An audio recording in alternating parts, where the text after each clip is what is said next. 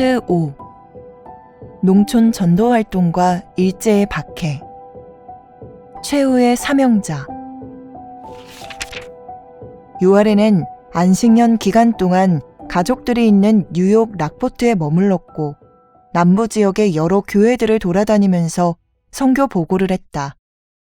한국으로 복귀하기 전 6월에는 고향 친구들이 선물해준 캐나다 밴프와 로키 산맥을 여행하는 기회를 가지면서 대자연의 아름다움을 만끽하며 평온한 쉼을 누렸다. 오랫동안 일에 지치고 몸이 상하여 있던 그에게 안식년의 기회는, 그리고 대자연을 호흡하며 힐링의 시간을 갖는 것은 꼭 필요한 시간이었다. 유아래를 사랑하는 고향 친구들의 배려가 없었다면 이렇게 값진 쉼의 시간을 가질 수 없었을 것이다. 캐나다에서 보낸 힐링 여행은 한국으로 복귀하는 여정에 포함된 것이었다. 유아래는 선교지로 돌아가기 위해 로키 산맥을 경유하며 밴쿠버에서 한국으로 향하는 배를 탔다. 한국으로 복귀한 유아래는 광주에서 가족처럼 지냈던 독신 여성 선교사들과 재회하는 기쁨을 나누었다. 광주 독신 여성 선교사 숙소에서 가족과 같이 지내던 이들이 오랜만에 모두 모였다. 유아래를 포함하여 도마리아, 구에라, 변마제였다. 그들은 오랫동안 한 집에 살면서 서로 위로하고 격려하면서 동고동락하였던 동료 이상의 가족과 같은 식구들이었다. 부부 선교사들이 서로 의지했다면 독신 여성 선교사들에게는 함께 생활하며 우정을 나누는 동료 선교사들이 든든한 버팀목이 되었다. 구에라, 도마리아, 유아래, 변마지와 같은 독신 여성 선교사들이 장기간 한국에 머물며 선교할 수 있었던 것은 주님을 향한 사랑과 선교에 대한 사명감이 무엇보다 중요한 요인이었지만 동료 여성 선교사들과 나눈 우정도 큰 부분을 차지했다. 한국에 돌아온 유아래는 함께할 동료들이 있다는 사실에 감사했다. 1937년 10월 두 번째 안식년을 떠나서 1938년 11월에 복귀한 유아래는 그 이후 풀타임 전도 사역자로서 복음 전도에 집중했다. 그의 전도 활동은 다른 독신 여성 선교사들 및 한국인 전도부인과 인근 시골에 찾아가 가정을 방문하여 전도하고 교회나 학교를 이용하여 저녁 집회를 열고 사경회와 성경반, 성경학원에서 성경을 가르치는 일이었다. 유아래는 남장로회 성경학원 위원회 위원으로서 활동했다. 1939년 성교회 성경학원 위원회 명단에 유아래가 포함되어 있다. 여자 성경학원 위원회는 각 스테이션에서 여성 선교사 한 사람을 대표로 추천하여 구성되었고 이들이 성경학교 운영에 전반적인 책임을 맡았다. 유아래는 광주 스테이션을 대표했다. 1939년 2월 11일자 서신에서 유아래는 4주 과정의 스테이션 성경학원과 여성을 위한 10일간 사경회에 대해 언급했다.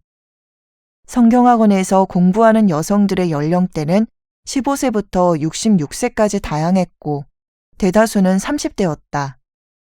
유아래는 학생들의 열띤 반응도 기뻤지만 4주간 매주 6일 동안 진행되는 수업을 준비하는 공부 시간을 축복으로 여겼다. 또한 10일간의 사경회에는 날마다 성경 2과목을 가르쳤는데 230명의 여성들이 참석하여 성경과 새로운 찬송가를 배우며 성황을 이루었다고 말했다. 남장로회는 교회의 여성 지도자와 전도부인 양성을 위한 성경 교육에 많은 노력을 기울였고 이러한 성경 교육에 여성 교인들의 호응이 컸다. 특히 헌신적인 여성 선교사들이 여성을 위한 성경 교육을 통해 한국 교회 여성 지도자들을 양성하는 데 중요한 역할을 했다. 여성들을 위한 성경학원이 여자신학교로 발전하는 과정으로 볼 때 성경학원과 성경학교는 한국교회 여성 지도력 개발을 위해 매우 중요한 기관이었다고 볼 수 있으며 여기서 여성 선교사들의 역할이 결정적이었다. 5년 과정의 한 달 성경학원을 졸업한 여성들이 3년 과정에 매년 2개월에서 3개월 진행하는 여자 성경학교에 진학했다. 여자 성경학교는 1923년에 전주에 설립된 여자 성경학교와 기존의 이일학교를 1924년에 성교회가 승인한 광주의 여자 성경학교가 있었다. 이후 두 기관은 한일여자신학교로 통합되었다. 유아래가 전도활동에 전념하던 이 시기는 일제가 전시체제 아래 한국 교회를 압박하여 제국주의 확장 전쟁을 위해 식민지의 모든 역량을 총동원하는 시기였다.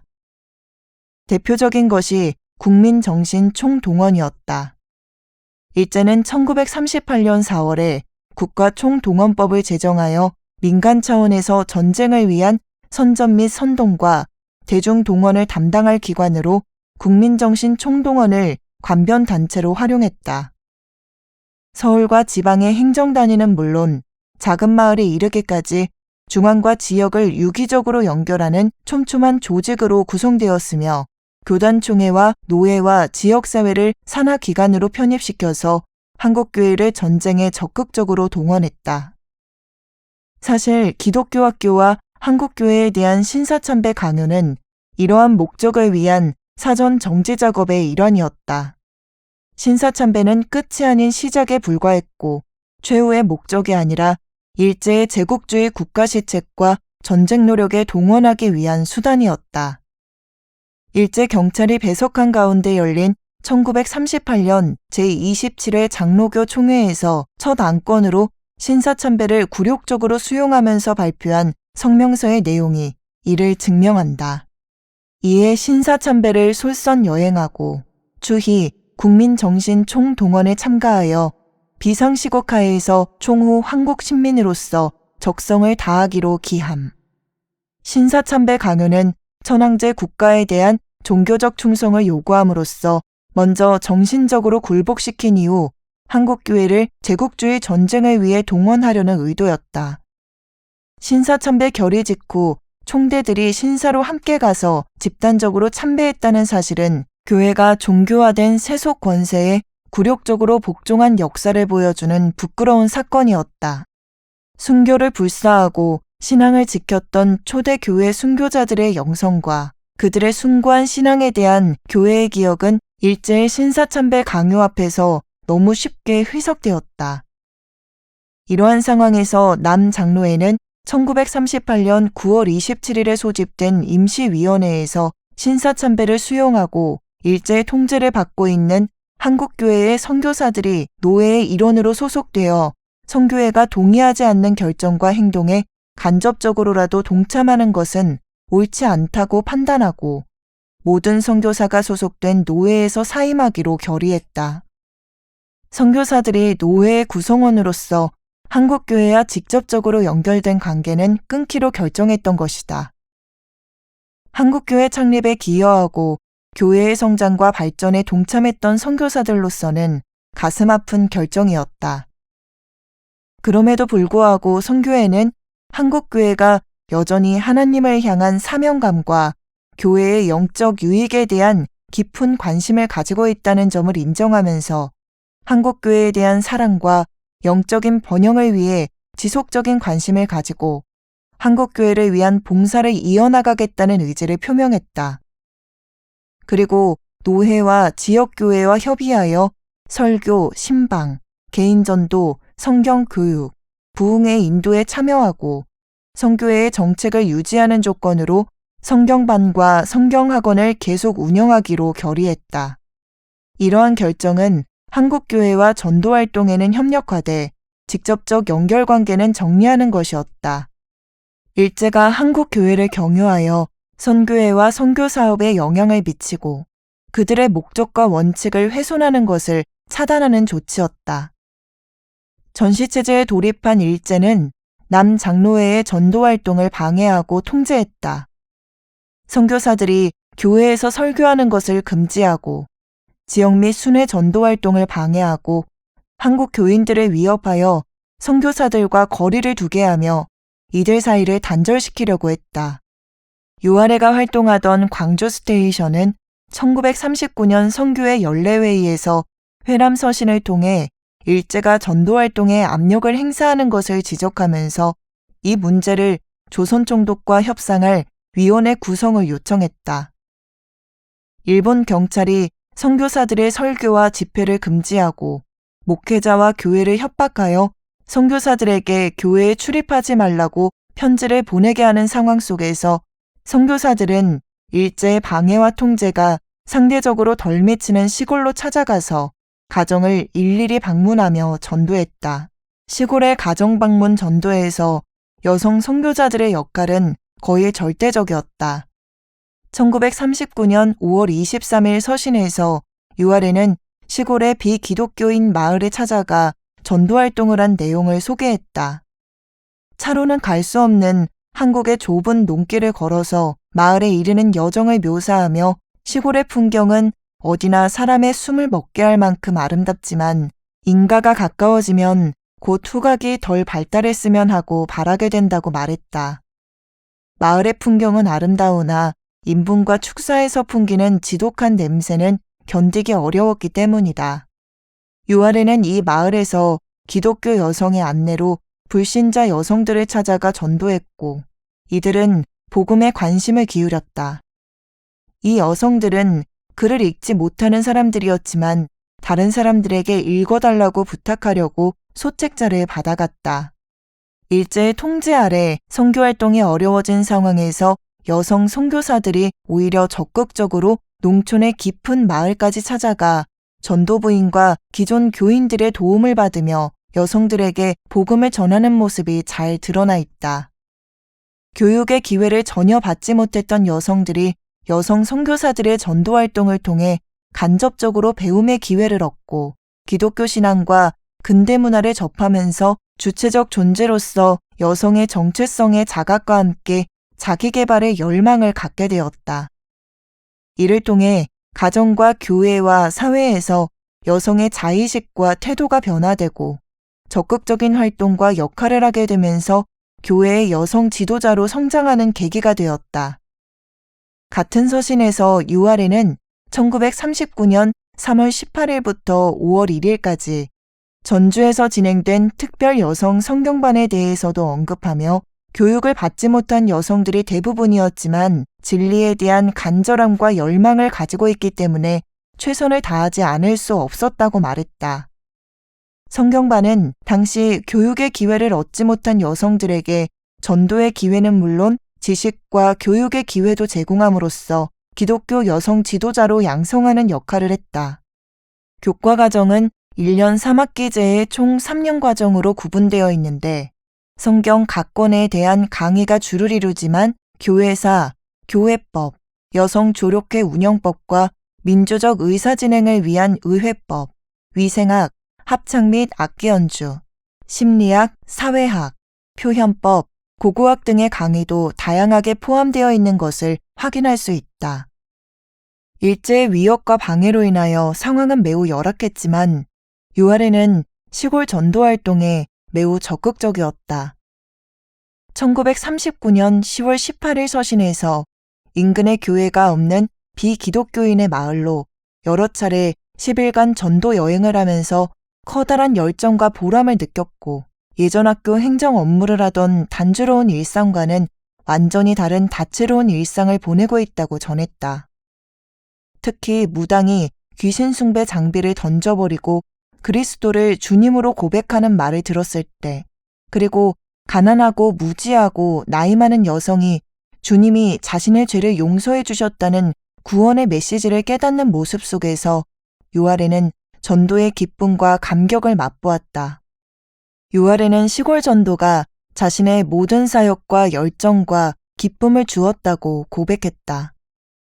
이 시기에 유아레는 그 이전과 이후의 삶을 가르고 자신의 삶을 결정적으로 변화시킨 부흥의 경험을 했다.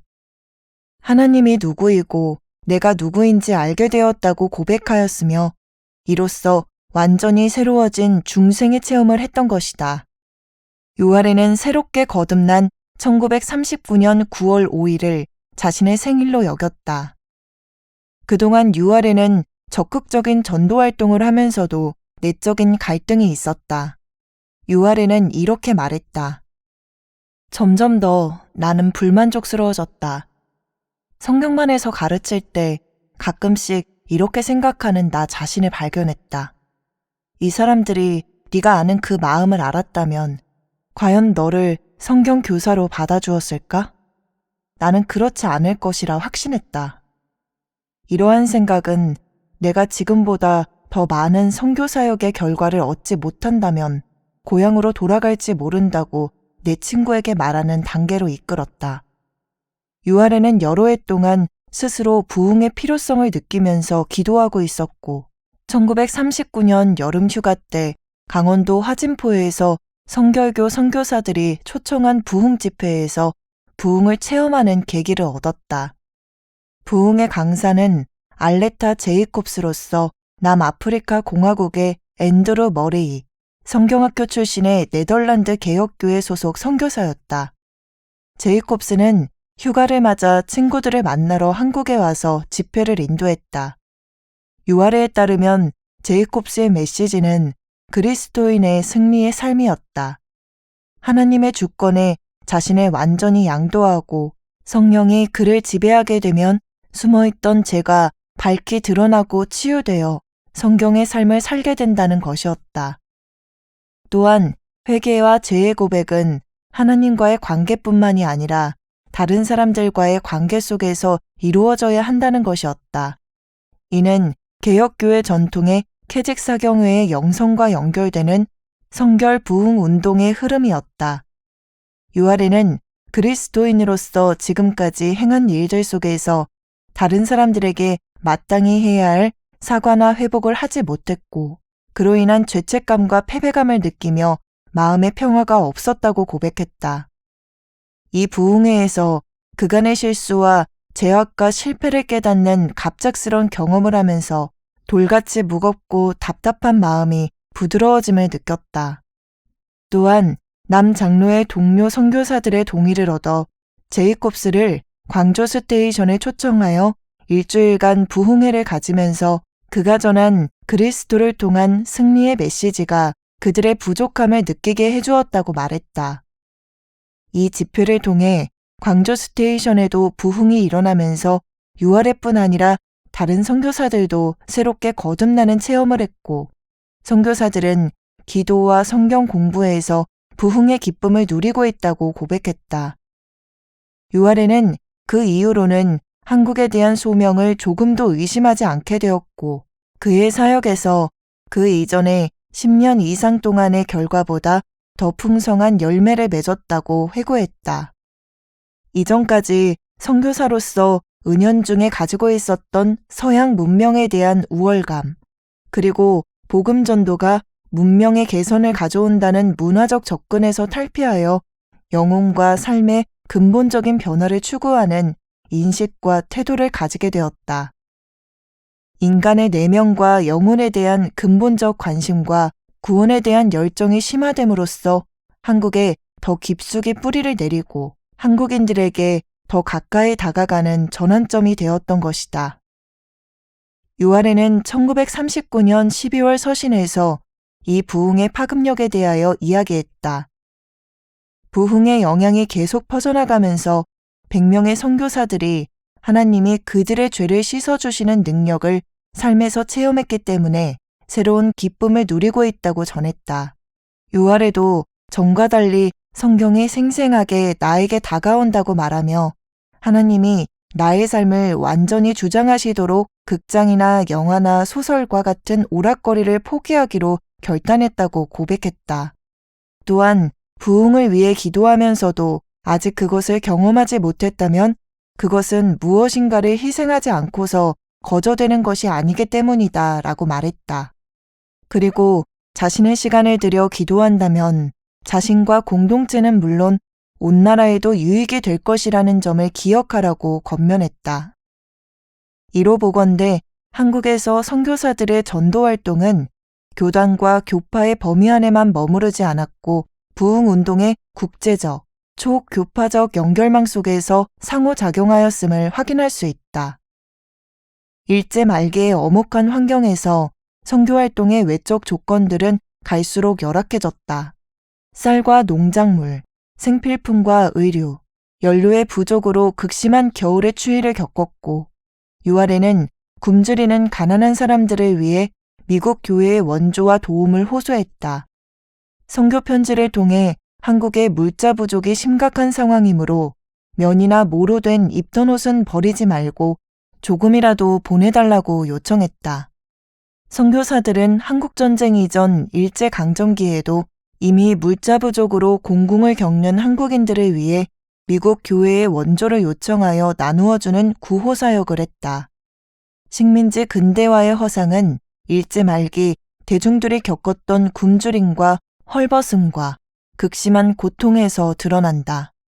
그리고 한국인들의 공궁을 돕기 위한 선교사들의 수고는 일제의 권위주의적 억압적 통치와 대비되면서 한국 사회와 한국인들에게 기독교 선교가 커다란 사회적, 문화적 의미와 영향력을 가지게 했다. 남장로회가 직면한 심각한 문제는 갈수록 심해지는 교회에 대한 일제의 탄압이었다. 일제는 신사참배 강요에서 한 걸음 더 나아가 천황제 국가주의 체제에 맞춰서 아예 기독교를 개혁할 것을 요구했다.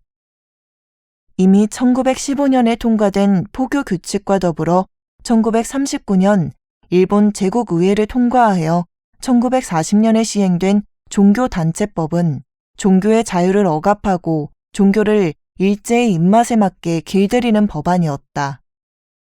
특히 종교단체법은 애국주의를 종교적으로 정당화하고 종교보국을 실현하고자 했다. 이를 통해서 일본적 기독교를 주창하고 이에 부합하지 않는 기독교의 요소들을 과감히 제거하여 기독교를 일제의 국가이념과 시책에 맞도록 개편하도록 압력을 가했다. 일례로 1940년 10월 3일에 조선총독부 보안과장은 장로교 총회 상치위원 7명과 간담회를 하면서 장로교회에 대해 혁신안을 요구했고 장로교는 이에 부응하여 1940년 11월 10일에 총회장 곽진근의 담화로 조선 예수교 장로의 혁신 요강을 발표했다. 국체의 본의에 기초하여 국책에 순응하고 과거 구미 의존의 사념을 금절하고 일본적 기독교의 순화 경정에 노력하는 동시에 교도로 하여금 각각 그 직역에서 멸사봉공의 성의를 받들어 협심육력, 동아신질서의 건설에 용왕 매진하기를 기한다. 일제는 한국교회를 일본적 기독교로 순화 경정, 곧 불순물을 제거하여 바르게 고친다는 목적으로 한국교회와 선교사들을 서로 철저히 분리시켰고 선교사들이 한국교회에서 설교하거나 성경을 가르치는 행위를 엄격히 금지시키면서 남장로회의 전도활동을 방해했다. 이 당시 인도네 서신에는 일제 경찰이 선교사들과 한국교회를 분리시키려고 방해 공작을 벌였던 정황이 기록되어 있다. 교인들을 협박하여 선교사들에게 교회를 방문하지 말라고 편지를 보내도록 하거나 선교사가 설교를 부탁받은 교회에 선교사 초청을 취소하라고 압력을 넣거나 선교사가 교회를 방문할 때 경찰이 교인들에게 아무 말도 하지 말고 나가라고 협박하거나 선교사가 전도활동을 하는 동안 경찰이 보란듯이 따라다니며 감시하는 행동 등을 서슴지 않았다. 심지어 예배당에서 다리를 꼬고 앉아 담배를 피우며 무례하고 위압적인 행태를 보이기도 했다. 유아레아 발리라 선교사는 시골 전도 여행 중 일본 경찰이 숙소의 주인을 협박하여 더 이상 머무를 곳이 없어져 전도 일정을 취소하고 돌아올 수밖에 없었다. 마침내 1940년 6월에 이르자 선교사들은 교회는 물론 비기독교인 마을에서 더는 전도활동을 할 수 없는 상황에 이르렀고 1940년 가을에는 여자 성경학교인 전주의 아다 해밀턴 클락 성경학교와 광주의 이일학교도 결국 문을 닫았다. 이 시기에 유아레의 선교 편지에는 일제의 기독교 탄압 정황이 잘 드러나 있다. 1939년 5월 23일 편지에는 일제의 핍박으로 고통을 당하는 한국교회에 대한 간절한 애정이 드러나 있다. 그는 이렇게 기도 부탁을 했다. 이곳에 있는 교회는 여러분들만의 기도만을 언제나 필요로 합니다. 우리가 할 수 있는 모든 방법으로 그들을 도우려고 한다는 사실을 잊지 않도록 기도해 주시기 바랍니다. 1940년 6월 18일 서신에서 유아레는 그의 1월과 2월에도 여자 성경학교에서 가르쳤고 광주 스테이션의 여자 성경학원의 책임을 맡았는데 일본 경찰이 교인들을 위협했기 때문에 예전만큼 많은 사람이 참석하지 못했다고 말했다.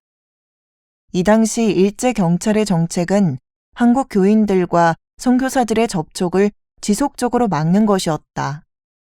한국 전역에서 일제는 사경회와 성경학원을 여는 것을 완전히 금지시키면서 이러한 정책이 기독교의 위해가 되지 않는다는 궤변을 늘어놓았다.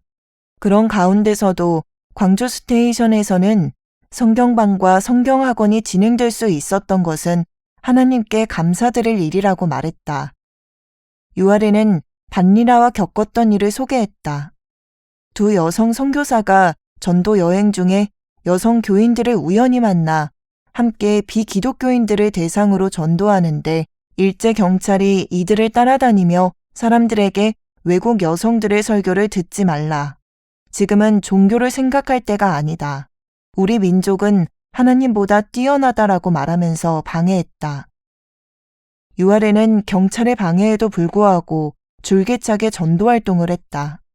1940년 3월에도 시골로 일주일간 전도 여행을 하면서 25명의 결신자를 얻었고 이후 전도 부인이 이들을 돌보며 매주 예배를 드리는 모임으로 발전했다. 또한 북장로회 스테이션 두 곳에서 전도 부인과 주일학교 교사를 대상으로 부흥회를 일주일씩 인도하면서 누구보다도 자신이 은혜를 받았고 참석한 사람들이 풍성한 영적인 축복을 누렸다고 전했다.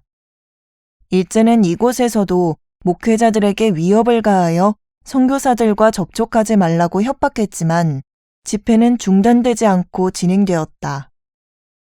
오전에 60명, 오후와 저녁에는 80명에서 100명이 모였으며 주일에는 여러 교회에서 모인 250명의 여성들에게 말씀을 전했다. 유아레는 한국인들은 전보다 더 갈급해하고 있지만 공포 속에서 살고 있다고 말했다. 그는 인간에 대한 공포가 종종 하나님에 대한 약속을 잊게 하지만 주님은 주님을 믿고 순종하는 사람을 위해 싸우신다고 약속하셨다는 것을 강조했다. 이것은 한국 교회를 향한 응원이면서 자신을 향한 다짐이기도 했다. 박해하는 일제를 두려워하지 않고 주님을 더욱 신뢰하겠다는 의지의 표현이었다.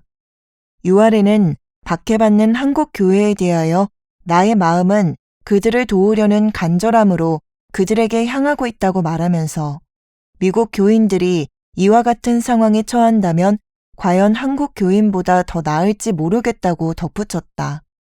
유아레는 자신의 선교 편지에서 기회가 있을 때마다 한국 교회를 위한 기도를 부탁했다. 그는 이렇게 말했다. 내가 믿기로는 사람들은 전에 없이 복음에 목말라 하고 있으며 또한 두려움 속에서 살아가고 있습니다. 그것은 사람이 그들에게 가할 수 있는 일에 대한 두려움입니다. 내 마음은 그들을 돕고자 하는 간절함으로 그들을 향하고 있습니다. 주님은 그분을 신뢰하고 그분께 순종하는 사람들을 위해 싸우시겠다고 약속하셨습니다. 1940년 가을에 이르자 선교병원만이 유일하게 운영되는 남장로회 기관이었다. 교육선교는 이미 1937년에 중단되었고 1940년 6월 무렵 선교사들의 전도활동은 사실상 불가능해졌다. 선교병원도 그리 오래가지 못했다. 일제는 1940년 10월 가정이나 사무실에 설치하는 작은 신사인 가미다나를 모든 병원에 환자와 직원을 위해 설치하라고 명령했다. 이러한 요구에 대응하여 선교회는 미션스쿨 폐쇄의 원칙에 따라 선교병원도 폐쇄했다. 이로써 선교사들이 완전 철수할 때까지 여수 한센인 환자촌만이 유일한 운영기관으로 남았다. 일제의 미국에 대한 적대 수혜가 높아지고 전쟁의 위기가 감도는 상황에서 미국 총영사 마쉬는 미국 시민 수송을 위해 특별 배편을 마련하면서 한국에 있는 미국 시민들에게 철수를 권고했다. 미국 남장로의 해외선교위원회도 전문을 보내어 현 상황에서는 선교사들이 한국교회에 도움이 되기보다는 장애가 될 수 있다는 점을 고려해야 한다면서 선교사들의 총철수령을 승인했다. 그러나 최종 결정은 선교사 개인에게 맡겼다. 이미 모든 선교 사업이 중단된 상황에서 선교사들은 경찰의 지속적인 감시와 통제의 대상이 되었고 한국교회의 모든 활동은 일제의 국가주의 정책에 순응하도록 통제되어 남장로에는 선교의 원칙을 지키기 어려웠다.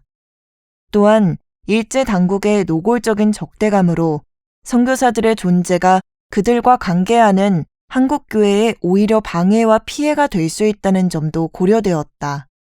선교회는 이 문제를 임시위원회에서 다루었다. 1940년 임시위원회 위원은 서국태, 위인사, 타요한, 두에란, 유아래, 타마자, 김아각, 조아파, 백미다, 우월손이었다.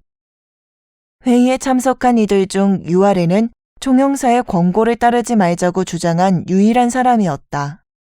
유아래는 한국을 떠날지 말지 하나님께 여쭤보고 그러한 결정에 대하여 마음의 평화를 달라고 기도했고 한국에 계속 남아있기로 결정할 때 마음의 평화가 임했으며 그것을 하나님의 뜻으로 여겼다. 광주에서 오랫동안 가족처럼 지낸 도마리아도 함께 남기로 결정했다. 유아래는 다음과 같이 회고했다. 1940년 미국 영사관에서 갑자기 소식이 왔다. 가능한 한 빠른 시일 안으로 본국에 돌아가라는 것이었다. 우리는 모두 모여 우리의 장래 문제를 의논했다. 70명에서 80명의 선교사들이 모두 떠나기로 결정했다. 그러나 나의 마음은 아직도 어떤 결정을 내리지 못하고 있었다. 나는 다시 하나님의 뜻이 어디에 있는가를 알고 싶었다. 오랜 시간의 기도가 끝나고 분명 어떠한 고난이 있더라도 광주에 남는 것이 하나님의 뜻임을 알았다. 마음속에 평안을 되찾을 수 있었고 신변의 위협도 생각 지워지지 않았다. 마침내 선교회는 7명을 제외한 모든 선교사들이 한국에서 철수하기로 결정했다. 이들은 1940년 11월 16일 인천항에서 메리포사호를 타고 귀국길에 올랐다. 이 배에 탄 219명의 미국인 대부분이 선교사와 자녀들이었고 남장로의 사람들은 50명이었다.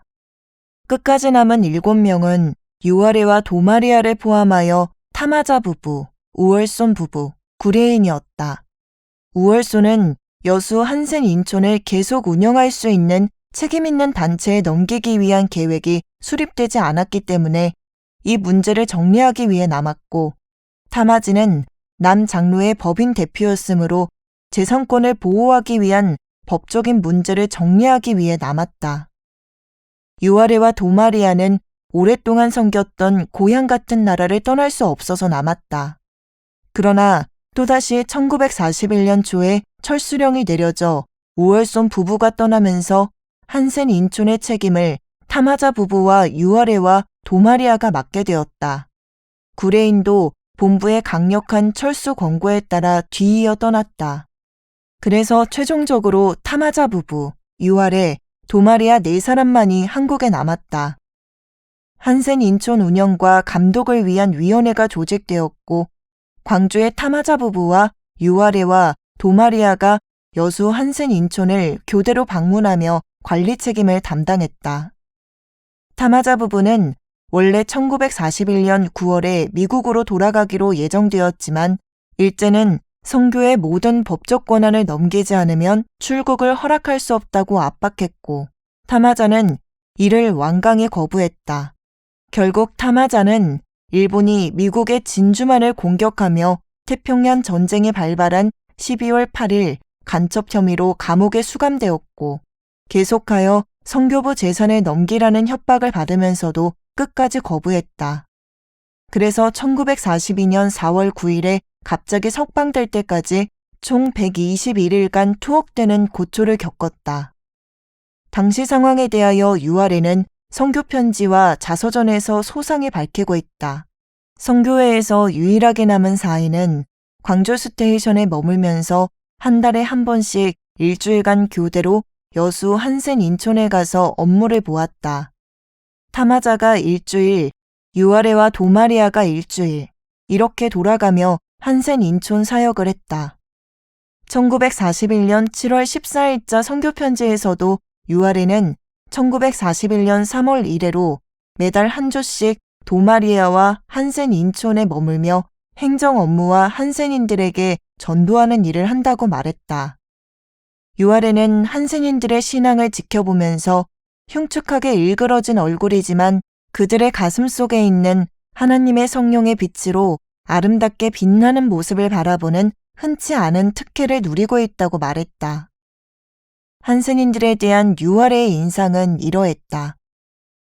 전체적으로 그들의 마음은 복음에 열려 있다. 가까운 사람들로부터 받은 배척 외에는 아무것도 없는 현재의 삶을 살고 있는 그들에게 복음은 장래의 삶에 대한 소망의 메시지를 주고 있다. 복음은 장래에 대한 소망을 줄 뿐만 아니라 현재의 삶을 위한 용기와 평화와 기쁨을 주고 있다. 주님은 외모를 보지 않고 마음을 보시며 그분은 그곳에 있는 사람들을 그분의 아들과 딸로 보시며 내면의 모든 것이 영화로운 사람으로 보신다.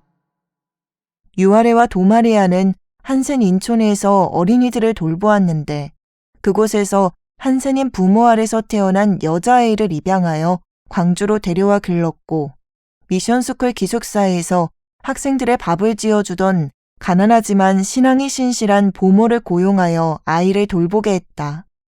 남자아이도 입양하여 기르다가 대구에 있는 고아원에 맡겼다. 광주를 중심으로 유아레는 시골 전도 활동을 계속했다. 여 전도사와 함께 담양에 전도하러 갈 때 경찰의 방해와 간섭을 예상하고 사전에 경찰서를 찾아가 10일간 그 지역에 머물며 비기독교인들을 대상으로 전도활동을 하겠다고 신고했다. 그러나 경찰은 소재지 관할인 광주에서 사전에 허락을 받지 않았기에 전도사업은 불가능하다고 거절했다. 유아레가 선교사업의 자유를 들어 어디에서나 전도활동을 할 권리가 있다고 주장하자 그들은 신분증을 요구했고 신분증을 지참하지 않고 있던 유아레는 여 전도사를 보내 신분증을 가져오게 했다. 그 후 일본 경찰은 한국인 여 전도사는 일제의 관할 아래 있는 사람이니 허락할 수 없다고 트집을 잡았고 전도사를 위협하며 경찰서 내에 가미다나에 절하라고 명령했다. 전도사가 거절하니 그를 구금하고 이번에는 취조실에서 천황의 사진에 절하라고 위협을 가하였으나 그녀는 끝까지 거절했다. 유아레는 그녀를 풀어줄 것을 요구하며 경찰서에서 대치하는 상황이 벌어졌다. 유아레는 경찰 책임자와 면담할 때 그가 일본 정부는 한국 백성들에 대하여 자신들이 원하는 대로 하고 있으며 하나님도 그것을 막지는 못할 것이다 라고 말했다고 전했다. 결국 경찰은 유아레가 그 자리에 없었다면 당장이라도 여 전도사를 감옥에 쳐넣었을 것이라고 말하면서 여 전도사를 풀어주었다. 일제의 간섭과 통제 속에서 간헐적으로 전도활동을 하던 것도 1941년 6월 이후로는 사실상 가택연금 상태에 놓이면서 가로막혔다.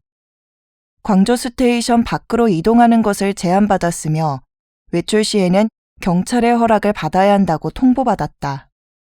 이러한 상황은 일본이 미국과 전쟁을 시작하면서 더욱 악화되었고 교회와 동네를 제외하고는 일체의 이동이 금지되었다.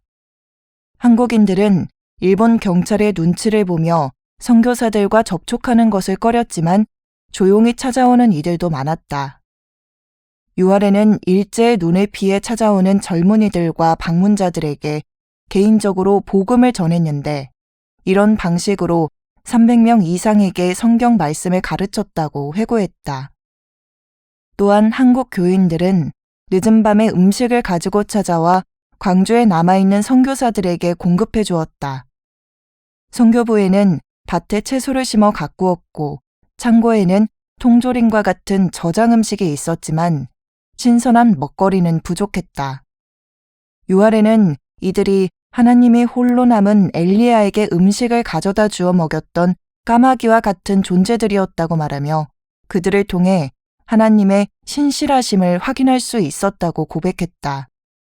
비록 일제 경찰의 삼엄한 감시와 위협 속에서 드러내놓고 선교사들과 접촉할 수는 없었지만 감시망을 피하여 선교사들을 찾아와 그들을 돌보는 한국 교인들과 선교사 간의 끈끈한 유대 관계를 확인할 수 있다.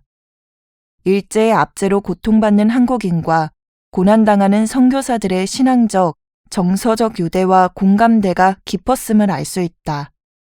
이러한 관계 속에서 유아레와 한국 교인들은 서로를 향한 신뢰와 우정을 주고받으며 믿음으로 서로를 위로하고 격려했다. 일제의 선교사들에 대한 핍박을 가장 잘 보여주는 사례는 타마자 선교사의 투옥 사건이었다. 타마자는 지도를 가지고 있다는 혐의와 함께 그리스도의 재림과 최후 심판과 승리를 믿는 사상범으로 투옥되었다. 타마자의 옥중수계에 따르면 그의 혐의는 3가지였다. 첫째는 경찰에 이미 허가받은 것이었지만 권총을 소유하고 있었던 것이었다. 그는 레크레이션을 위한 사냥용이나 야생 짐승들의 출몰로부터 보호하기 위한 호신용으로 선교사들이 권총을 소지하는 경우가 있었다고 설명한다. 둘째는 라디오를 소지하고 있었다는 것이었다. 선교사들은 신뢰할 만한 정보를 얻기 위해 수신용 라디오를 가지고 있었다. 일제는 자신들의 통치에 방해가 되는 외국인들의 선전선동에 대해 매우 불안해하여 라디오 소지를 금하고 있었다. 그러나 이 라디오는 수신만 가능하고 무전기처럼 방송은 불가능한 것이었다. 셋째는 지도를 소유하고 있다는 점이었다. 지도는 선교회의 재산을 표시한 것이었으나 당시에 지도 소유는 위법이었으므로 당국에 신고해야 한다고 해서 등록을 했던 것이었다. 그러나 실질적인 이유는 남 장로의 법인 대표인 그로부터 선교의 재산을 빼앗고자 협박하기 위해서였다. 일제는 처음에는 양도를 요구하다가 타마자의 완강한 거부로 한 발 물러나 선교의 재산을 임대하는 것으로 입장을 바꾸었다. 일제는 임대라는 방식이 선교의 재산을 안전하게 지킬 수 있는 방법이라고 회유하며 이러한 요구를 완강하게 거부하는 타마자에게 서명을 강요했다. 일제가 임대로 재산을 확보하면 정당한 사용의 근거가 되어 그들에게 유리했고 반대로 일제가 전시에 선교의 재산을 동결하고 강탈하면 선교회가 전쟁 후에 재산을 되찾고 보상을 받는 데 유리했다. 따라서 타마자는 선교의 재산을 임대하는 서류에 서명하라는 강요를 완강히 거부했던 것이다. 타마자는 선교의 재산을 선교의 허락 없이 임의로 처분할 수 없다고 버텼다. 그러자 일본 경찰은 광주 스테이션에 가택 연금되어 있던 타마자 부인과 유하레, 도마리아를 호출하여 이들을 압박하면서 타마자를 볼모로 잡고 재산권 처분에 동의하는 서명을 하라고 협박했다. 일제는 공포에 질린 여성 선교사들을 협박하면 쉽게 서명을 받아낼 수 있을 것이라 오해했다. 타마자는 이것이 그들의 전략적 실수였다고 말했다. 유아레는 이미 미션 스쿨에 대한 신사참배 강요 문제와 관련하여 일제를 상대해본 경험이 있었기 때문에 이 문제에 대하여 단호한 입장을 표명했다. 유아레는 일제가 선교의 토지에 신사를 건립하거나 선교의 건물에 가미다나를 설치할 수도 있기 때문에 결코 서명할 수 없다고 주장했다. 일제는 이 주장에 반박할 수 없었다. 도마리아는 유아레의 대답에 동의를 표하면서 선교회의 재산 처분과 같은 중대한 사안은 남아있는 4명이 결정할 수 없고 선교의 모든 회원의 과반수의 결정으로만 서명할 수 있다고 답했다. 타마자 부인도 두 여성 선교사 의견에 동의한다고 대답했다. 타마자는 법적인 문제를 제기하며 법인 이사가 10명인데 과반수 동의로 승인되어야 할 문제라고 주장했다. 경찰 책임자는 나머지 여성 선교사들도 모두 감옥에 넣겠다고 흥분하면서 일본 정부의 호의를 무시하는 어리석은 결정이라고 비판했다. 그리고 일본 정부의 요구를 거절하면 선교의 자산은 관리되지 못하고 결국 무너지게 될 것이라고 주장했다. 이에 대하여 이들 4명은 잘못된 목적으로 사용되느니 차라리 허물어지는 것이 낫다고 대답했다. 이들은 일제의 회유와 협박 앞에서도 굴하지 않고 당당하게 선교의 목적과 원칙을 끝까지 지켜냈고 그 중심에는 옥고를 치른 타마자뿐만 아니라 여성 선교사 유아레와 도마리아, 타마자 부인의 신앙적 용기와 담대함이 있었다.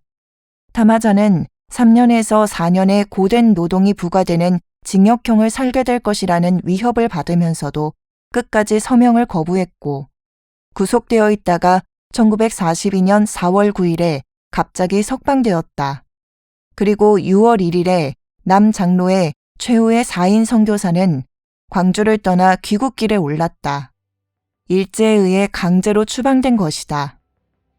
이들 일행은 일본 경찰의 호송으로 대전으로 가서 서울과 북쪽에서 내려온 선교사들과 합류하여 열차로 부산으로 이동했고 거기서 페리를 타고 일본으로 갔다. 요코하마에서 다른 미국인들과 합류하여 일본 선적 아사마 마루를 타고 싱가포르에서 이탈리아 선적배로 옮겨 타고 인도양을 지나 동아프리카의 포르투갈령 로렌스 마르퀴스, 즉 오늘날 모잠비크의 수도 마푸투에서 내렸다. 거기서 다시 배를 갈아타고 미국 뉴욕에 도착한 것이 1942년 8월 25일이었다. 멀고도 험난한 여정이었다. 이로써 6월에 험난했던 일제강점기 한국 선교가 마무리되었다.